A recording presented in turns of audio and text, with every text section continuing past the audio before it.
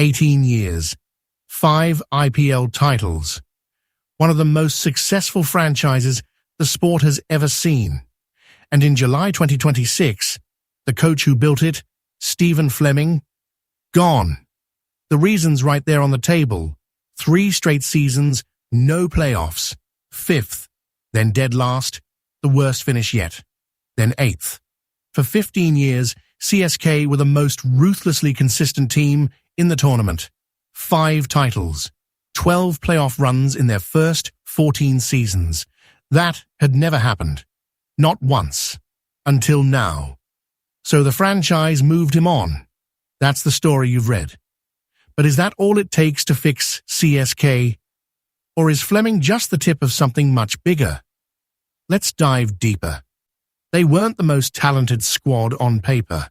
What they had was architecture, a fortress at Chepauk they built to own, undervalued international experience, brutal, boring stability, and holding the roof up, Dhoni himself. Then, one by one, the pillars started going. Let's take them in order. Start with the fortress. Chepauk was never mystique. It was a gripping pitch you could read. Then it changed. The numbers back him. From 2008 all the way to 2023, CSK won a staggering 70% of their games at Chepauk. Then the last 3 years, 50%. That's not drift. That's a cliff. But CSK also got worse on the road. The whole team declined, and the home fortress simply stopped covering for it.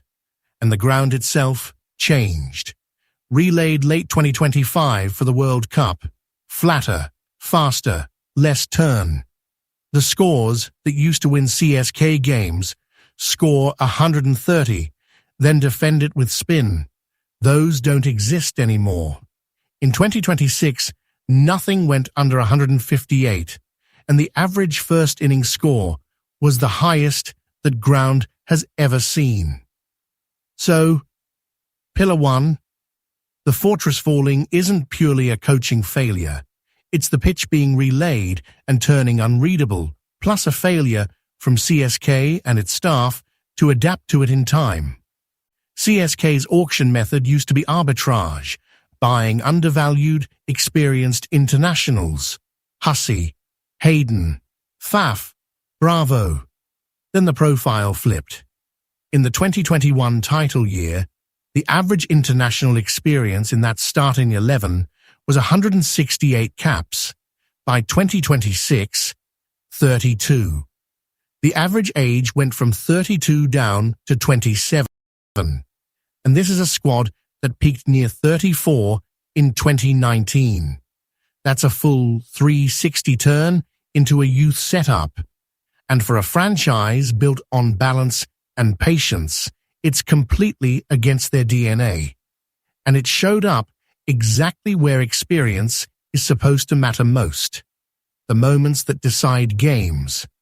Wickets lost in the power play more than doubled, from 1 a match to over 2.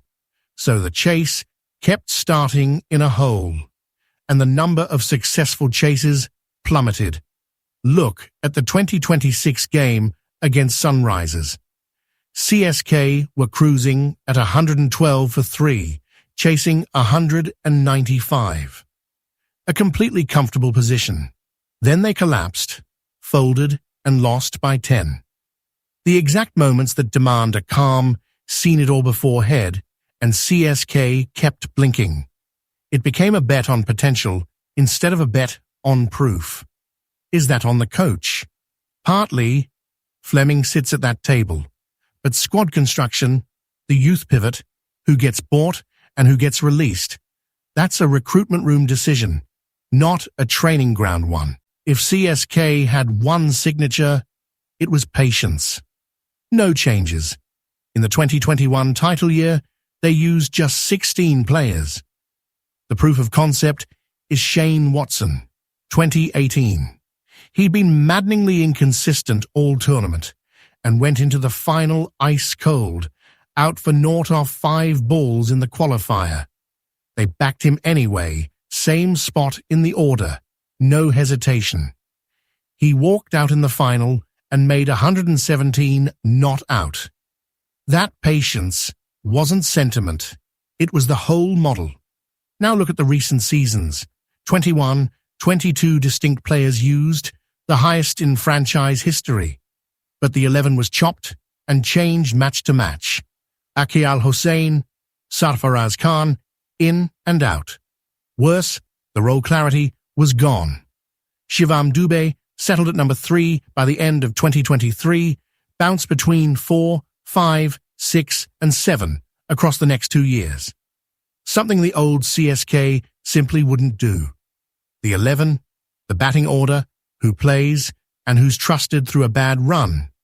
That is the job of the head coach and the captain, day to day, more than any other pillar on this list. So this one, unlike the first two, Fleming and Ruturaj own it. Dhoni wasn't just a legend. He was a captain, a finisher, and a wicket-keeper. 3 premium jobs in one spot. In 2026, that spot played 0 matches, calf strain, then a thumb injury. 18 years in, and for the first time, the franchise had to find out in real time what CSK looks like without him on the field at all. But the real failure is off the field. Dhoni was the decision-making engine, and the franchise never built a modern front office to replace his instincts. Players like Dhoni don't come along once a decade or once a generation. They come along once, period. And people underestimate the size of the void. To replace him on paper, you're looking at 3 players, plus a whole backroom department. Let that sink in. That's not a coaching failure. That's an ownership and front office failure. 18 years. So does sacking Fleming fix everything? No. Sacking him says he was part of a much larger process, and that process is broken. The thing that served them for 15 years needs rebuilding. Chepauk, conditions changed, systems didn't. The auction, flawed logic, no experience, no left-hander at the top. The churn, partly Fleming, but an outdated process underneath. And Dhoni, across 18 years, that's the whole franchise, ownership included, which makes Stephen Fleming the easiest name on that list to remove.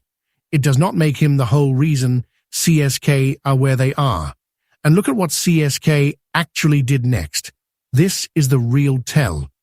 Reportedly, CSK wants Dhoni to stay involved in any capacity, a direct quote from CEO Kasi Viswanathan, and wants him to help pick the next head coach himself.